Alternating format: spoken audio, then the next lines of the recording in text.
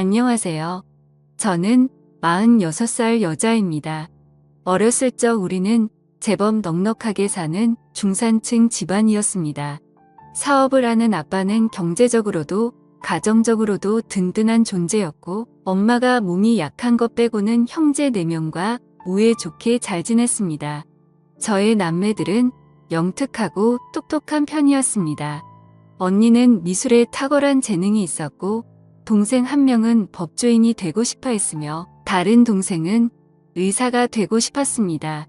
저 역시 피아노로 제법 잘 치는데 유명 음대를 다니고 있었습니다. 그중 장남인 오빠는 차기 아빠의 길을 이어 저희 집을 든든하게 받쳐주는 기둥이었습니다. 대신 오빠는 아빠처럼 사업에 관심이 있는 것보다 교육자의 길을 원했어요. 학문적으로도 영민한 오빠는 명문대학교를 장학금으로 마친 뒤 부윤 교수의 꿈을 안고 미국으로 유학 떠날 준비를 했습니다. 아빠는 우리 남매들을 위해 물심양면으로 지원해 주셨어요. 꿈을 잘 키워야 한다. 꿈을 꾸게 된다면 그것을 이룰 수도 있는 법이야. 머리로 생각하고 가슴으로 믿을 수 있다면 무엇이든 이룰 수 있단다라며 항상 좋은 조언을 해주셨습니다.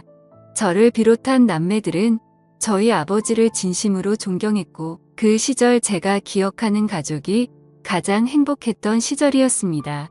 하지만 어느 날 행복의 여신은 등을 돌렸고 쉴 틈 없는 불행이 닥쳐왔습니다. 바로 아버지가 쓰러지신 것이었어요. 평소 혈압이 높으셨던 아버지가 IMF로 인해 회사 경영이 큰 타격을 맞게 되면서 모든 수단과 방법을 가리지 않고 회사를 지켜내려던 노력이 무색하게도 마침내 부도를 맞게 되었습니다. 이에 경영자로서 책임을 못 다한 채 아버지는 병원에 입원하신 지 얼마 되지 않아 충격으로 눈을 감으셨고, 엄마와 저희 남매들은 아빠라는 기둥을 잃은 상처로 몇 날 며칠을 슬픔으로 지내야만 했습니다. 아버지의 장례를 치르자마자 우리는 또다시 현실을 마주해야만 했습니다. 회사의 막대한 채무로 인해 주변 곳곳에 차압딱지가 붙었고, 제 경제적 상황은 나락에 떨어지고 말았습니다. 엄마 역시 큰 충격을 받아 병원에 입원했고, 저희 형제들은 한자리에 모아 어떻게 이겨내야 할지 고민했습니다. 당시 오빠는 연락을 받고 공부 중인 미국에서 돌아온 상황이었고, 언니와 저는 대학생, 동생들은 중학생과 고등학생이었습니다. 오빠는 하던 공부를 그만두고 한국으로 돌아오기로 했고, 오빠를 비롯한 언니와 저는 돈을 벌어 어떻게든 집안을 끌어나가는 쪽으로 결론을 내렸어요. 아빠가 남긴 빚과 엄마의 병원비, 동생들의 교육비까지 생각하면 일단 닥치는 대로 돈을 벌어야 했습니다. 언니는 4학년 마지막 학기에 졸업 작품 전시만 남겨놓고 휴학을 했고, 저는 2학년 재학 중 휴학했습니다. 저는 피아노 전공이라 주로 연주 아르바이트를 많이 했는데 휴학을 하고 본격적인 돈벌이에 뛰어들면서 한 친구가 상황의 소식을 듣고 제게 정보를 하나 주더군요.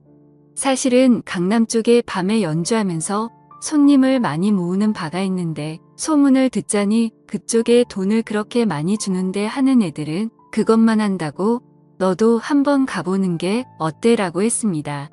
전 처음에는 기막힌 나머지 친구를 다그쳤어요. 너 무슨 말이 그래? 우리 집 이렇게 되니까 내가 우스워 보여? 밤에 연주하면서 손님들 맞는 일을 하면 딱 봐도 그렇고 그런 일이잖아. 너 친구도 아니야 라고 불같이 화를 냈지만 사방에 돈 들어가리 천지였던 저는 오랜 고민 끝에 결국은 눈 감고 발을 찾아가고야 말았습니다. 그때 그 발을 찾아갔던 게 제 인생을 송두리째 바꿔버릴 줄은 생각도 못했네요. 나이든 사장과 화장을 짙게 한 실장이라는 여자가 저 보고 면접을 보더군요. 학교가 괜찮으니 연주 솜씨는 굳이 안 봐도 되겠고, 얼굴이랑 몸매도 뭐 그 정도면 준수하고 우리 단골 손님들이 좋아하겠네요. 우리 반은 다른 곳이랑 다르게 수준 높고 점잖은 분들만 오셔서 크게 문제될 건 없을 거예요. 손님들 관리만 신경 쓰면 팁도 두둑하게 챙겨받아 꽤 짭짤하게 벌어갈 테니까 열심히 잘해봐요 라고 얘기를 하니 벌써부터 심장이 두근두근 거리더군요.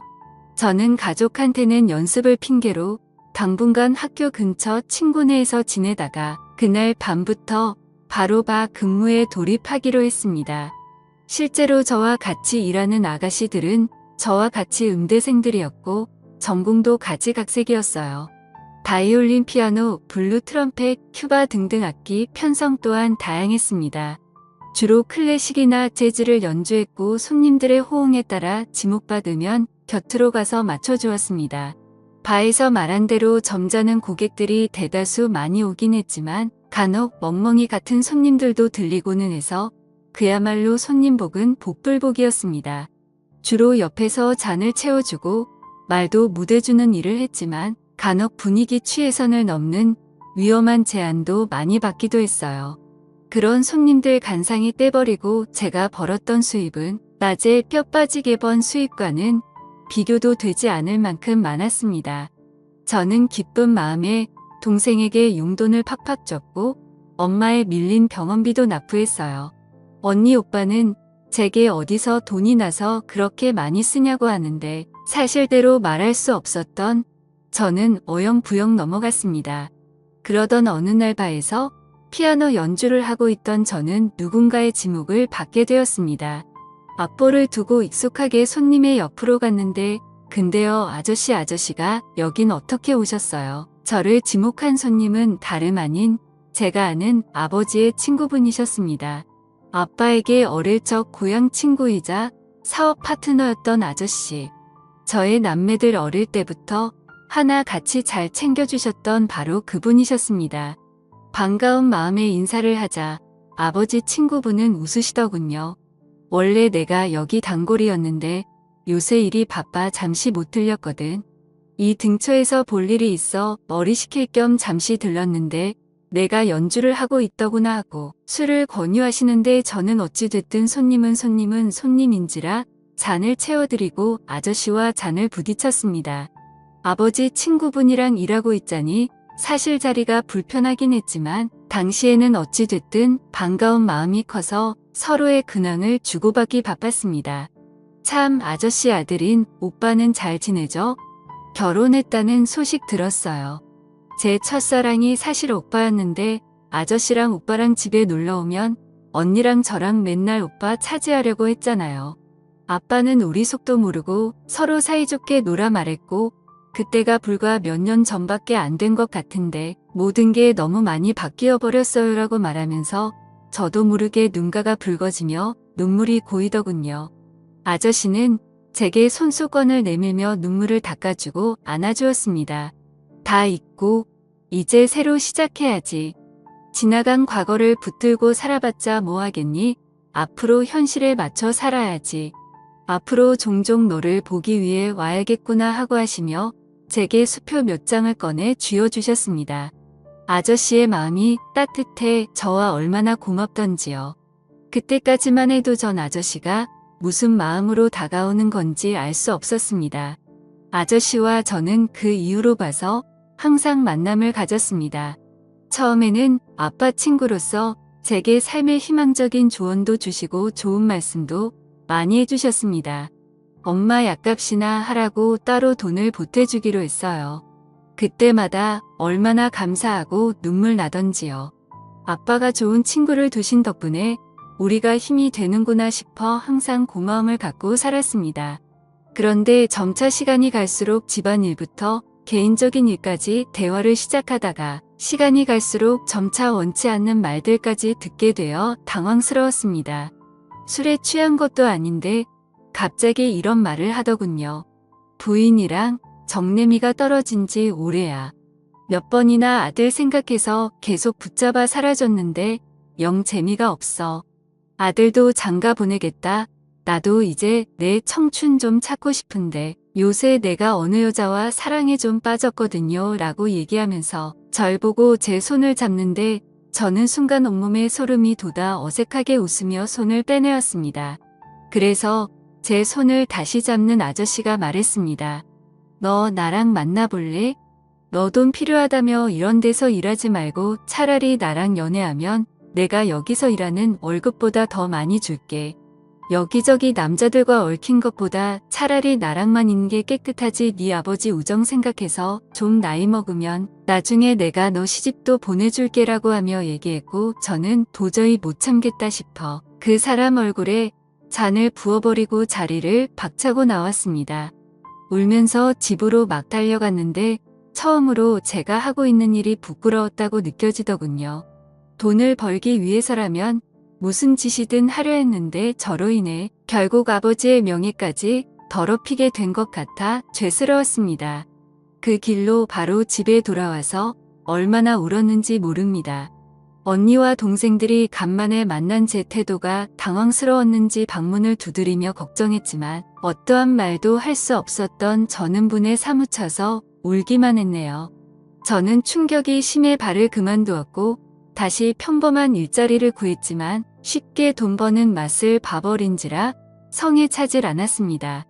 제 수입이 크게 줄어들자 집안은 다시 휘청거렸고 그 와중에 엄마의 심장병이 도저 쓰러져 급히 수술이 잡혔습니다.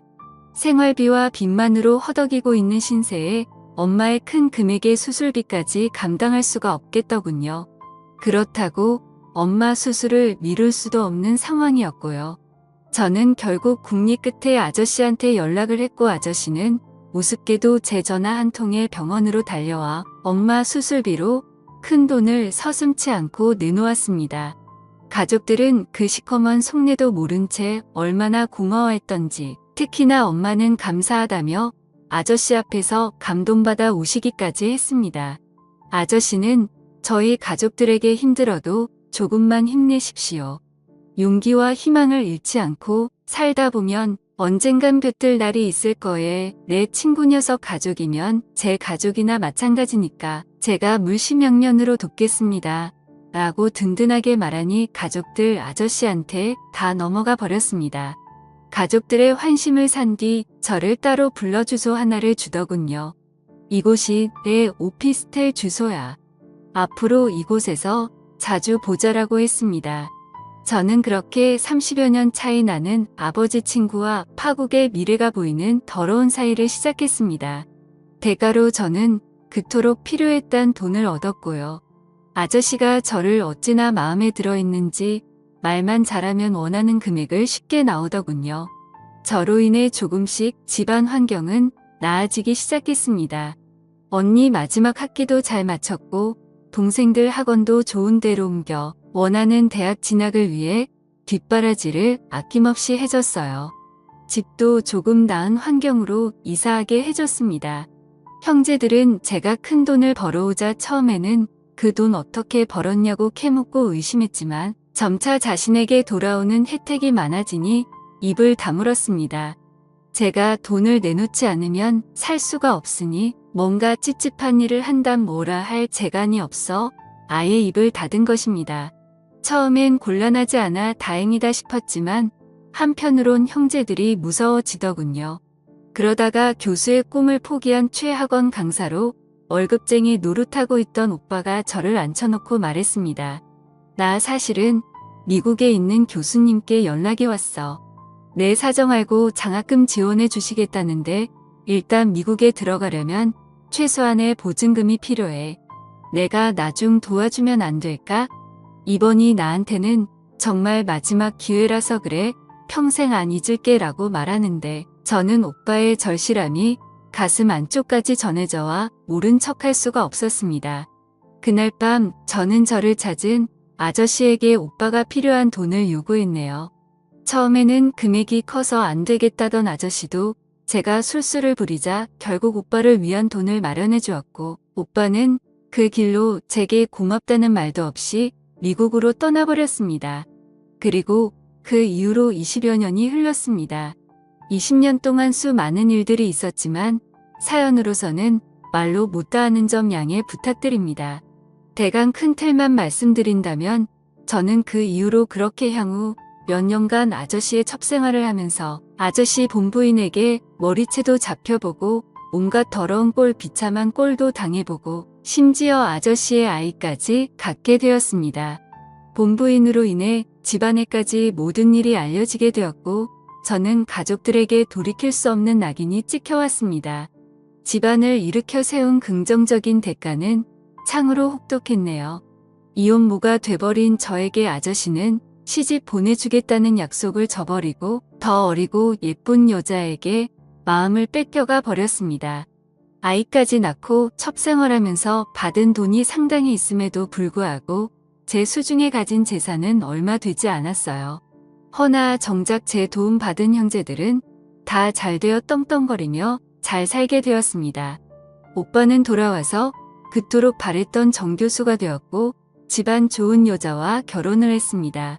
모든 형제들이 오빠의 결혼을 축하했지만 저는 초대받지 못했습니다.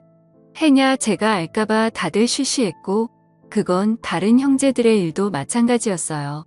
언니는 미대를 졸업해서 외국 사람과 결혼하고 한국을 떠났고 동생 한 명은 5급 행시에 합격해 공무원이 되었으며 다른 한 명은 의사가 되었습니다. 언니 시집갈 당시 모자르다는 혼수 자금 보태고 온갖 더러운 일 다 해가며 동생들 편하게 공부하게 등록금 다 내주고 공부 뒷바라지 해줬는데도 제 잘나서 얻은 권리인 줄 알더이다. 그들이 받은 돈 안에 숨겨져 있던 제 처절한 피눈물과 안을 철저하게 외면했습니다. 그나마 엄마 연락을 가끔 있는데 엄마도 다르지 않더군요. 누구 덕분에 엄마가 건강하게 지금껏 자식들 덕보면서 사시는 걸 아시는지 모르시는지 그날은 오빠 결혼식을 뒤늦게 알고서 섭섭함 왜 내게 청첩장을 보내지 않았냐고 말한 때였어요. 엄마가 제 가슴에 대못을 박는 말을 쏟아내시더군요. 저도 한때 반짝반짝 빛났을 때가 있었습니다. 피아노 연주로 콩쿠르에서 상도 받고 목표했던 대학에 입학해 풍부한 재능으로 장래가 촉망되는 피아니스트였습니다. 저도 여느 가족들처럼 평범하게 원하는 꿈 찾아가 이뤄서 사랑하는 남자 만나 연애도 해보고 결혼도 해보고 그 사이에서 아이도 낳아 남들 못지않은 화목한 가정 꾸려가며 살고 싶었어요.